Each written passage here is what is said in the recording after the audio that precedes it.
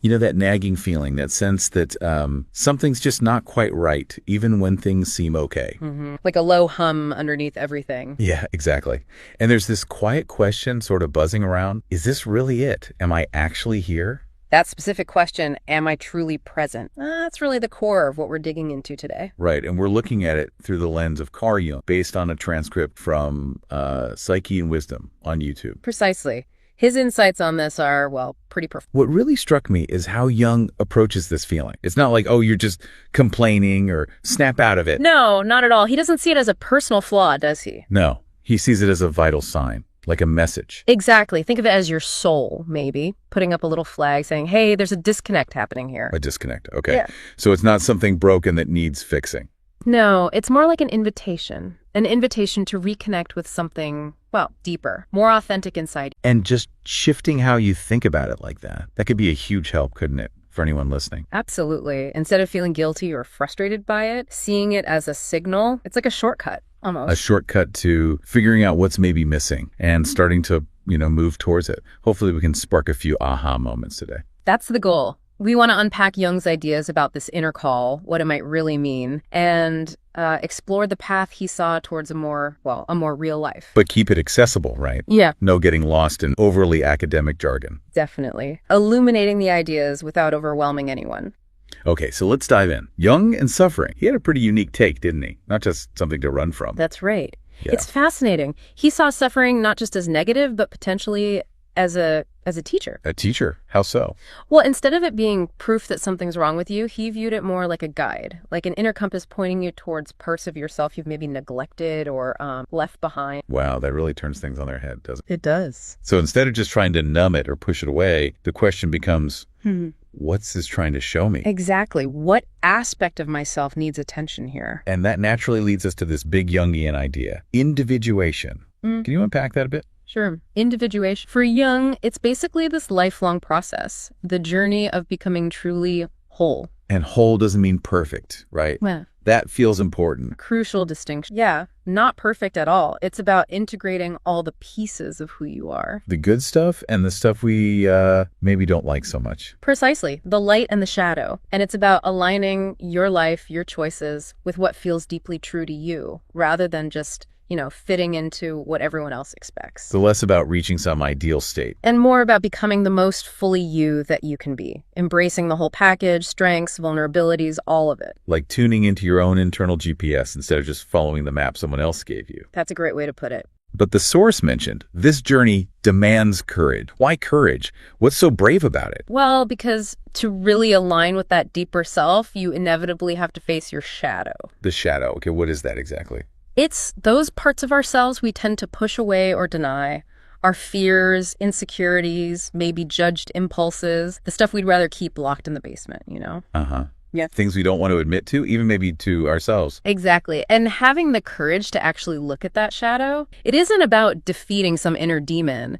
It's more about acknowledging and integrating those hidden parts, like finding the missing colors needed to paint your full picture. It sounds like peeling back layers. We build up this image of who we think we should be. Right, a persona. And individuation means looking under that at the real, sometimes messy stuff. And Jung seemed to think the modern world, well, doesn't exactly encourage that kind of deep dive, does it? No, it often works against it. The transcript kind of frames the modern world as this machine almost. A machine. Yeah, one that sort of thrives when we're disconnected from ourselves. It often pushes conformity, external validation, status, achievements. Over listening to that inner voice. Exactly. It makes me wonder, with all our connectivity today, all the social media, the constant information, is it actually pulling us away from that inner connection Jung valued so much? That's a really sharp point. We're so busy scrolling, striving, achieving. There's barely any quiet space left to just look inward. Precisely. The modern world is brilliant at offering distractions, isn't it? But it rarely hands you a map to your own soul. So we can be incredibly busy, constantly doing, but still feel empty. That's the paradox. That constant motion doesn't automatically equal feeling alive or connected.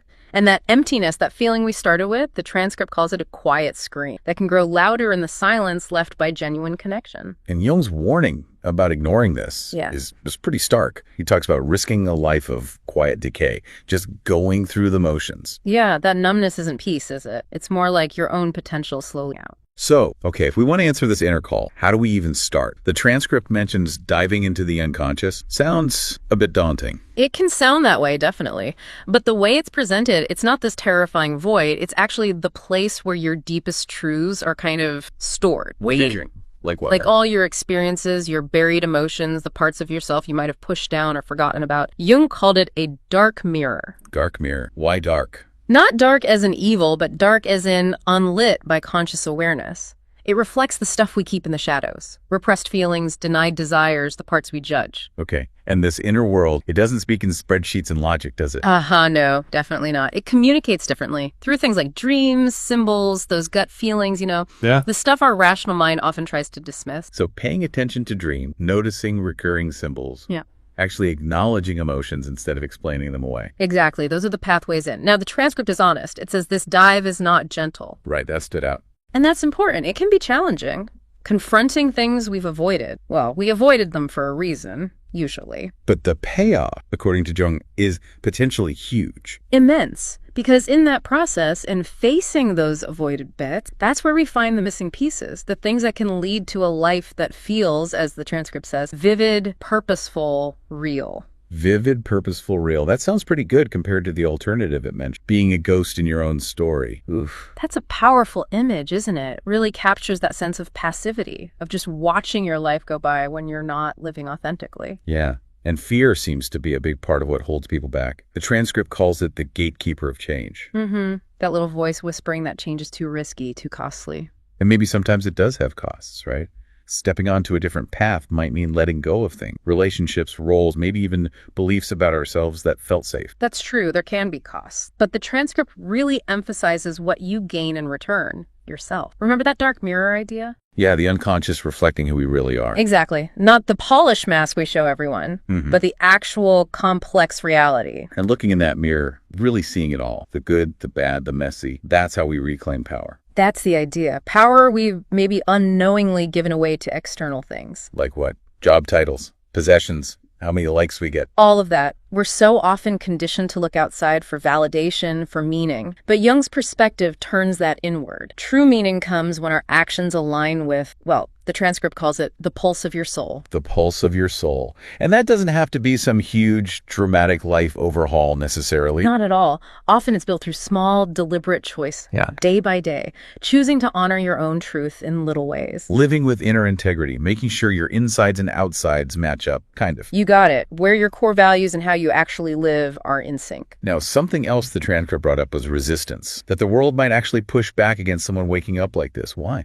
It's an interesting point, because someone living authentically, guided by their own inner compass, they're inherently less predictable, aren't they? Harder to control. Maybe.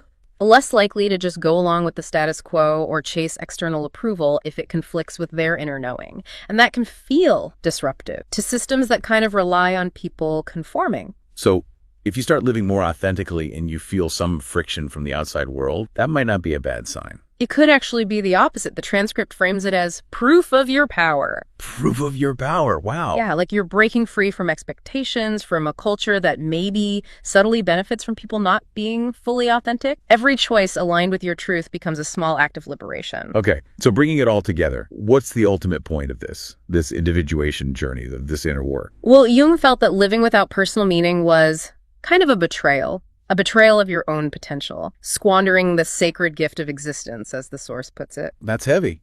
It is. And the key takeaway here is that purpose isn't something you just find lying around. Like discovering a treasure map. No, it's something you actively create through the courage to actually be yourself. So less about finding a pre-written destiny, more about bravely writing your own story. Exactly. Defining your own path and living it. And even though it can feel isolating sometimes, that deep dive inward, yeah, it can feel lonely. The transcript reminds us we're not alone in feeling that longing, that deep human ache for truth, for meaning.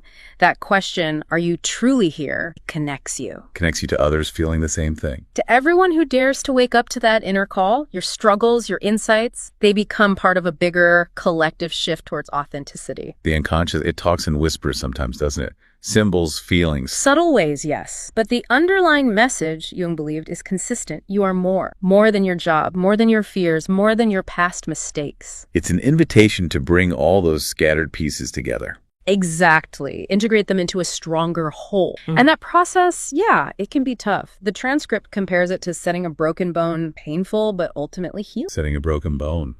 That makes sense. It hurts, but it leads to strength. And liberation. Each part you reclaim makes you more grounded, more alive. Those walls we build for protection, sometimes they become our prisons. Taking them down reveals freedom. Freedom we might not have even known was possible. And while the world might clap for conformity, for external wins, Jung believed it's the people who listen to that inner voice, that soul's call, who really make. Your authenticity isn't just for you then. It's a gift to the world around you too. Jung's wisdom, it's not a quick fix. No, definitely sounds like a lifelong commitment. To living in truth. But each step makes the path clearer. Life becomes less of a script to follow and more of a canvas for your true self to emerge. So it's okay to feel that longing, that unease we started with. More than okay. It can be your guide, a spark that ignites something deeper, more meaningful, a more present life. Which brings us right back around, doesn't it, to that core question from the source material. The one for everyone listening to maybe sit with for a moment. Yeah. What holds you back from answering this call? Really answering it? Is it fear? Is it just habit? Or maybe the sheer weight of a life you feel you've already built, even if you've outgrown it? It's a lot to think about. But maybe just reflecting on that. What's the very first step, however small, towards truly being here, towards being present in your own life?